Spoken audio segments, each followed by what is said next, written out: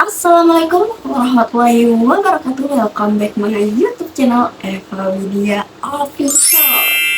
Guys, sesuai dengan judul video ini, aku akan bahas tentang jurnal penyesuaian piutang tak tertagih. Apa sih piutang tak tertagih itu?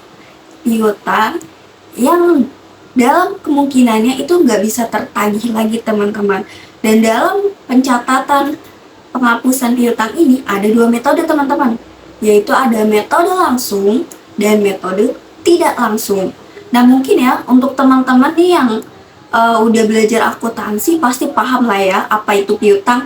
Tapi untuk teman-teman yang baru nih mungkin masih keliru nih ya antara utang dengan piutang. Ayo, siapa yang ngaku? 어쩜 이렇게 시간이 안 가는지 정말 어슬안에서 going 이불 속에서 going 은 언제나 너에게 going Sama kok teman-teman, dulu juga aku gitu, sempat keliru antara utang dengan piutang. Nah, untuk itu kita bahas dulu yuk sebelum kita masuk ke materinya. Yang pertama, utang. Utang itu simpel lagi nih teman-teman. Kita pinjam dana kepada pihak kedua atau ke perusahaan lain ataupun kepada orang lain lah gitu teman-teman. Sedangkan kalau piutang itu orang lain yang meminjam ke kita. Jadi kita yang ngutangin orang lain gitu teman-teman simpelnya.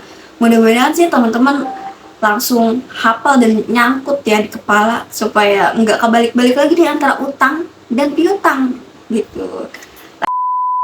Teman-teman, sebelumnya kan aku udah bahas nih ya, metode penghapusan piutang itu ada dua metode. Yang pertama itu adalah metode langsung dan yang kedua itu adalah metode tidak langsung. Kita akan bahas metode langsung dulu. Metode langsung ini digunakan apabila diasumsikan benar-benar tidak dapat tertagih ini teman-teman. Dan jurnalnya itu seperti apa? Dengan menggunakan metode langsung, jurnal penyesuaian untuk piutang tak tertagih itu adalah beban kerugian piutang di sebelah debit dan juga piutang itu di sebelah kredit.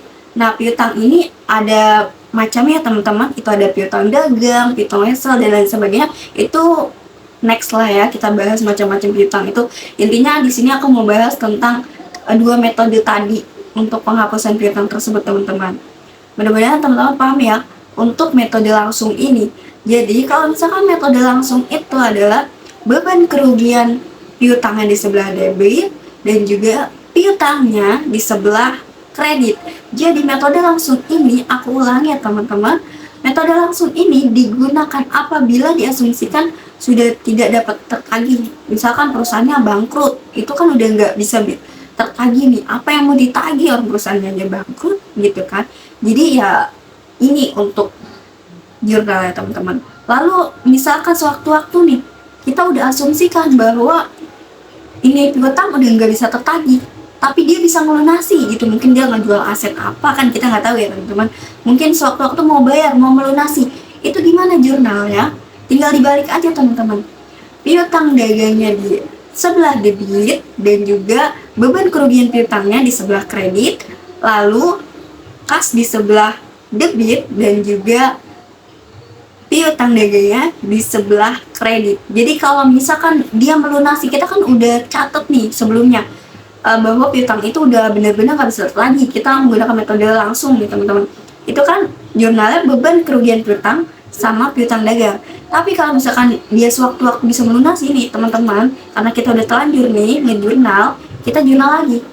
Tapi dibalik teman-teman. Piutang dagangnya di sebelah debit dan juga beban kerugian piutangnya di sebelah kredit, lalu kas di sebelah debit dan juga piutang dagangan di sebelah kredit. Jadi ada dua kali penjurnalan. Kurang lebih seperti itu teman-teman untuk metode langsung. Next ke metode tidak langsung. Yang kedua adalah metode tidak langsung. Metode tidak langsung ini diasumsikan apabila piutang masih dalam kemungkinan bisa tertagih teman-teman. Dan jurnalnya itu adalah beban kerugian piutangnya di sebelah debit dan juga cadangan kerugian piutangnya di sebelah kredit. Lalu kalau misalkan ya terjadi pelunasan, itu kan kita udah catat nih jurnalnya beban kerugian piutang sama cadangan kerugian piutang. Kita balik lagi teman-teman. Jadi cadangan kerugian piutangnya di sebelah debit dan juga beban kerugian piutangnya di sebelah kredit, lalu kas di sebelah debit dan juga piutang dagangnya di sebelah kredit. Jadi ada 2 kali penjurnalan teman-teman. Lalu kan tadi masih ada kemungkinan ya, bisa dibayar bisa enggak nih teman-teman. Lalu tadi kan udah, kalau misalkan dilunasi ini jurnalnya, kalau misalkan benar-benar nih piutangnya udah nggak bisa ditagih nih, walaupun kita udah catet di metode tidak langsung ini atau metode yang diasumsikannya masih bisa tertagih teman-teman, tapi ternyata perusahaan itu bangkrut, jadi nggak bisa bayar utangnya ke kita gitu. Jadi jurnalnya gimana teman-teman? Jurnalnya itu adalah cadangan kerugian piutang dan piutangnya sebelah kredit gitu teman-teman. Mungkin itu aja ya teman-teman. Aku usahain ini videonya nggak terlalu panjang ya, karena durasi itu membosankan sepertinya gitu. Dan buat teman-teman yang mau request materi seperti ini nih, ini request materi dari kalian juga nih teman-teman, bisa masukkan ya di kolom komentar, nanti kita bahas di next video. Salam Eva Widya Official. Assalamualaikum warahmatullahi wabarakatuh. Dadah.